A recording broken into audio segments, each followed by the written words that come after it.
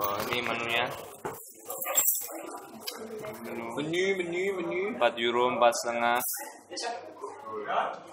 Ich weiß nicht, was ich hole. Ich weiß nicht. Nehmen wir Döner Kebab, noch Hackfleisch. Also ich. Vielleicht ist es Jufka. Sehr wahrscheinlich. Jufka, ja? Ja. Ich glaube schon. Weil Menü Döner ist ziemlich teuer. Wo ist das? Ich glaube, nee, kein Menü. Das ist Ding. Weißt du, Teller. Ja, nee, Ich glaube 7,50 € kostet die. Das ist teuer. Ja. Das ist teuer für Kebab. Falafeldöner. Das Hackfleisch. Wieso Hackfleisch mit Döner? Wo? Hackfleisch. Das hat nie gesehen. Willst du probieren? Okay. Hast du gesehen?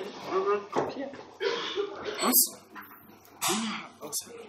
Dia bilang resto daging cincang di Doner tuh gak pernah lihat gitu. Jadi gak tahu. Budakku. Nggak, aku nggak budak. Jangan ada budak. Sowas Kayak aku mau ambil Jufka. 4,5. Kurz Termin. Es gibt kein Menü. Ich glaube, es gibt kein Menü. Doch. Ja, das ist Teller. Kein Menü. Teller. Das ist Menü. Aber Falafel, kein Fleisch. Echt? Falafel ist vegetarisch. Echt? Ja. Falafel ist vegetarisch. Das ist von, weißt du, Ding, Kirsche gemacht. Wow, du hast recht. Es gibt kein normales Kebab.